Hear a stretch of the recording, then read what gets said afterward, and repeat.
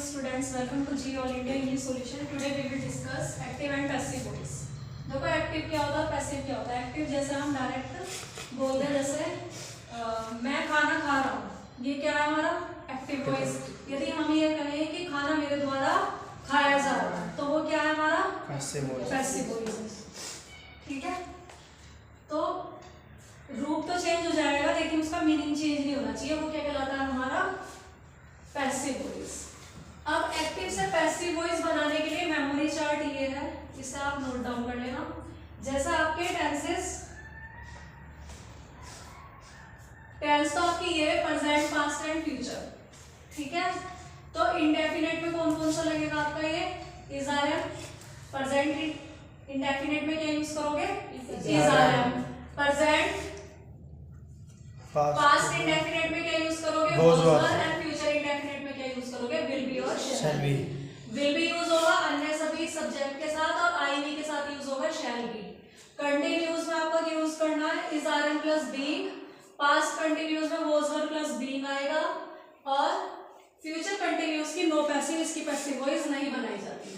Perfect tense means present perfect है तो has have plus been आएगा. Has is used with singular subject and have been is used with in plural subject. Had is used in past indefinite tense whether it is any subject singular or plural. चाहे इसमें singular हो plural हो, आपको had been लगाना है सभी subject के साथ. और फ्यूचर परफेक्ट के साथ आपका will have shall have plus been आएगा. will have been और shall have been. Perfect continuous देखो no passive voice. Present, past या फ्यूचर परफेक्ट कंटिन्यूस कोई सा भी आपका तीनों में समझ आए, उसकी पैसिव वॉइस नहीं बनाई जाती. तो हमारी जो पैसिव वॉइस बनाई जाती है बच्चों कितने प्रकार की बनाई जाती है 8 प्रकार की. कितने प्रकार की बनाई जाएगी 8 प्रकार की. 4 प्रकार की नहीं बनाई जाती. तीनों परफेक्ट कंटिन्यूस की नहीं बनाई जाती और एक फ्यूचर कंटिन्यूस की नहीं बनाई जाती पैसिव वॉइस. अब रूल्स क्या है इसको बनाने के, सबसे पहले हमें क्या लिखना होगा ऑब्जेक्ट को सब्जेक्ट बनाएंगे. बाद वाले को पहले ले लेंगे, पहले वाले को बाद में ले लेंगे. ठीक है, हेल्पिंग वर्ब लगाएंगे, मेन वर्ब की थर्ड फॉर्म लिखेंगे. सब्जेक्ट को ऑब्जेक्ट बनाकर बाई से जोड़ देते हैं. ठीक है, अब आपको आइडेंटिफाई करना है कि प्रेजेंट इंडेफिनिट क्या है या पास्ट इंडेफिनिट. ये आपको पता होना चाहिए टेंस के रूल्स सारे. ठीक है, अब देखो मैं आपको यही बना के दिखा देती हूँ कैसे करेंगे.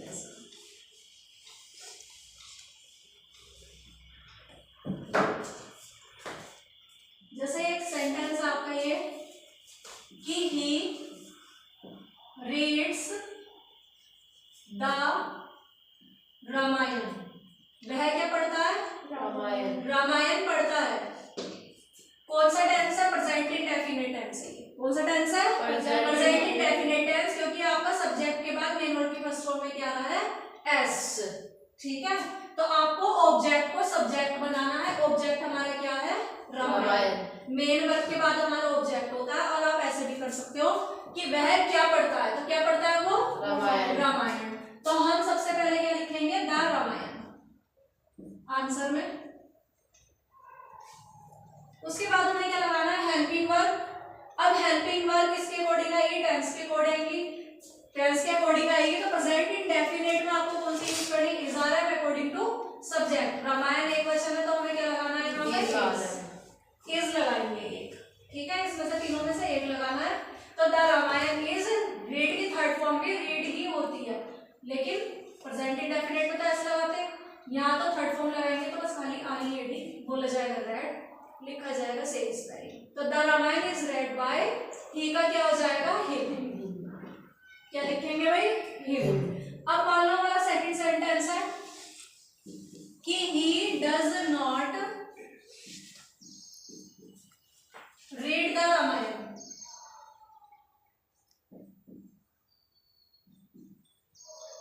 तो हमारा प्रेजेंट इंडेफिनिट टेंस है. अब द रामायण को हमें पहले लेना है तो क्या करेंगे बताओ the Ramayan.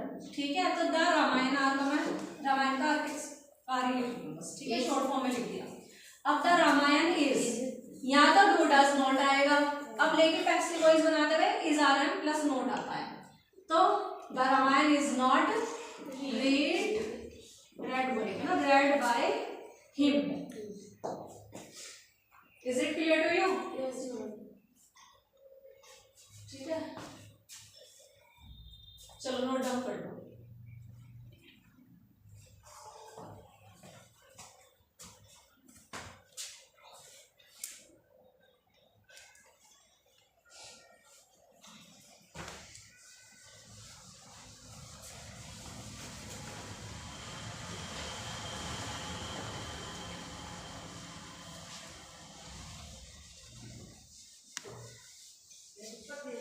Third sentence is this.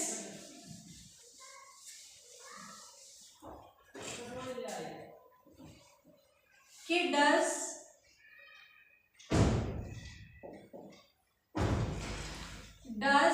he not read the Ramayana?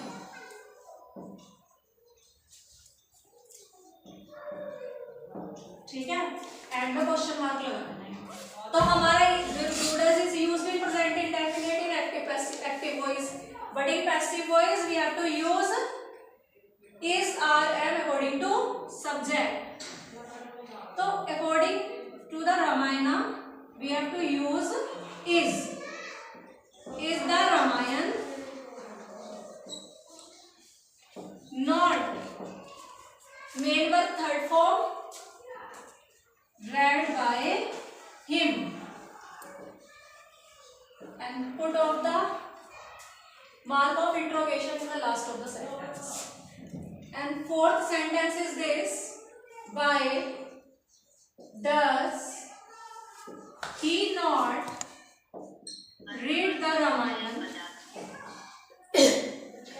Read the Ramayana? Question mark. तो क्वेश्चन का आपका जो क्वेश्चन वर्ड है वो वैसा तो वैसे रहेगा, आपको वही नोट डाउन करना है। तो why is द रामायण, सब ऑब्जेक्ट को सब्जेक्ट बना लेंगे। तो why is the Ramayan not main verb third form read by him? Is it clear to you? Four sentences clear हो गए ना, बस हेल्पिंग वर्ब चेंज करनी है अकॉर्डिंग टू द टेंसेस। ठीक है, next sentence is this: I bought a car. This is past indefinite tense. तो firstly you have to write object a car, complete object is a car, not car.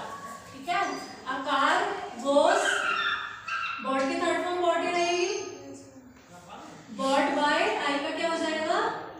Me.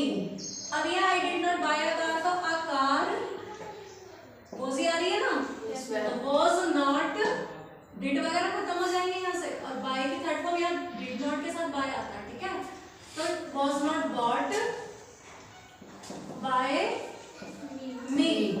Next, did I not buy a car, तो according to past indefinite tense we have to write was और were according to the subject. तो subject is singular, तो was I not bought, BOUGHT bought, sorry was a car आएगा यहाँ पे, subject हमारा a car है, तो was a car not bought by me, question mark. Next है, देखो क्वेश्चन वर्ड आपका क्वेश्चन वर्ड ही रहेगा, ऐसी उतार देंगे, सेम ऊपर वाले की तरीके से बनना है।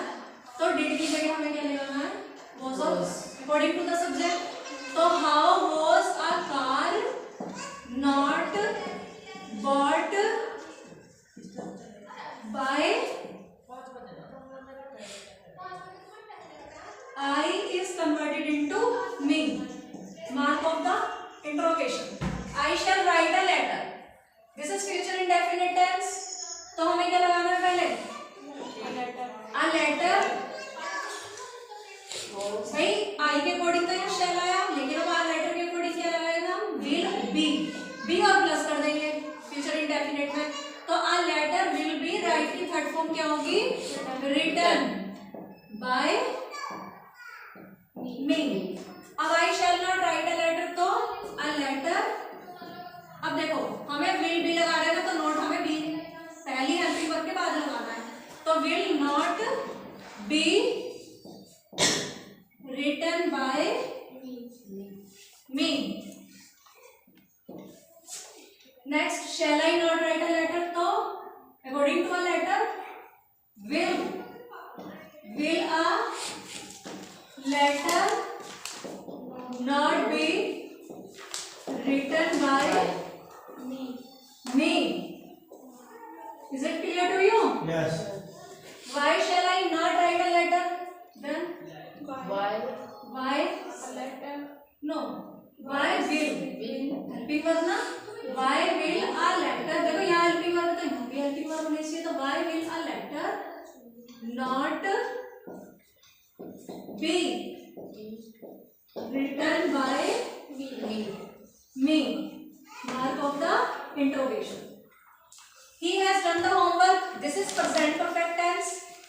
So the homework is object. the अब यदि हम कहें कि जैसे उसने काम कर लिया, उसने क्या कर लिया है? काम, अपना गृह कार्य कर लिया, होमवर्क कर लिया, तो होमवर्क इज अ ऑब्जेक्ट. तो the homework HW, okay, the homework has plus been. तो the homework has been done by, he का क्या होगा? Him. Next, he has not done the homework. तो the homework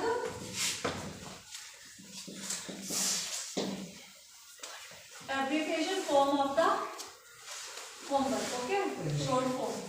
The homework has not been done by him. Sorry, full stop. Next, has he not done the homework? So has the homework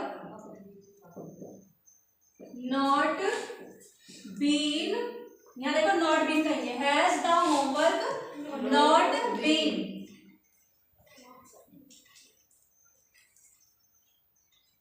done by him? Mark of interrogation. Why has he not done the homework? Then question word first, and then helping verb according to the object. Object is similar, homework. So why has the homework not been done by him?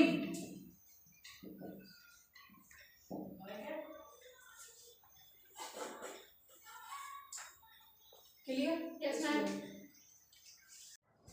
Next tense is past perfect tense. तो past perfect tense में आपको सबसे पहले क्या लेना होगा? यहाँ भी object लेना है. Object आपका क्या है? The clothes. जैसा हम ये कहें, he had washed the clothes. वह कपड़े धो चुका था. तो वह क्या धो चुका था? कपड़े धो चुका था. तो हमारा से क्या करके हम क्वेश्चन करते हैं, तो हमें ऑब्जेक्ट मिलता है हमें. ठीक है? तो the clothes had बीन और प्लस कर देंगे. तीनों परफेक्ट टेंस में आपको बीन प्लस करना है, और थर्ड फॉर्म तो आपको मिलेगी, उसमें तो आपको कुछ दिक्कत ही नहीं है, आपको चेंज नहीं करना कुछ. तो द क्लोथ्स हैड बीन, देखो क्लोथ्स हो चाहे क्लोथ हो, subject whether it is singular, plural और I, you have to use had with all subjects. सबके साथ हैड यूज करना है. The clothes had been washed by him, full stop. Next है the clothes had not been, भाई पहले helping verb के बाद आ जाएगा ना नॉट. तो the clothes had not been washed by him, full stop. Next, had का हैड ही रहेगा यहाँ पे, क्योंकि सभी सब्जेक्ट के साथ हमें लगाना है. तो हैड द क्लोथ्स ले लेते हैं पहले. तो the had the clothes not been, main verb third form, washed by him, question mark. अब यहाँ पे देखो वाई का वाई रखेंगे आप question mark, sorry question word जो है वही होगा आपका.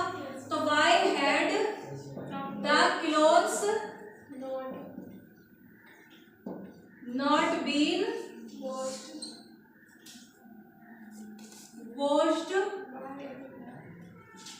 by him, him, question mark. Next है I shall have taught the students, तो स्टूडेंट्स क्या आ जाएगा यहाँ पे, तो द स्टूडेंट्स के अकॉर्डिंग आपको क्या लगाना, विल हैव लगाना है ना, तो द स्टूडेंट्स विल हैव, देखो आई के साथ तो शैल लगाएगा, अदर सब्जेक्ट के साथ विल हैव लगाएंगे, तो the students will have taught, will have been भी कर देंगे यहाँ पे, will have been taught by me, I का क्या करेंगे, मी, फिर है the students will not have been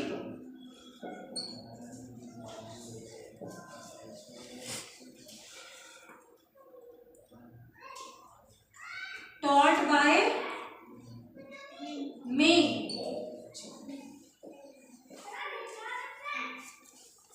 अब यदि हमारा ये शैल पहले है तो according to the students will, तो will the students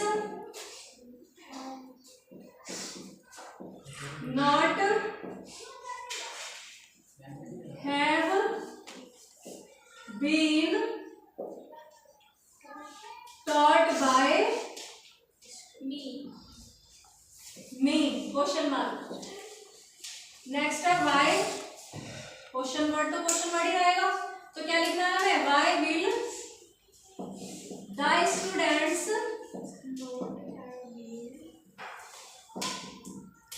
yes not have been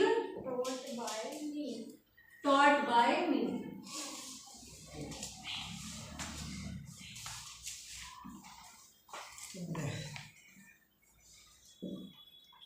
is it clear to you everybody? Yes ma'am, thanks for watching this video.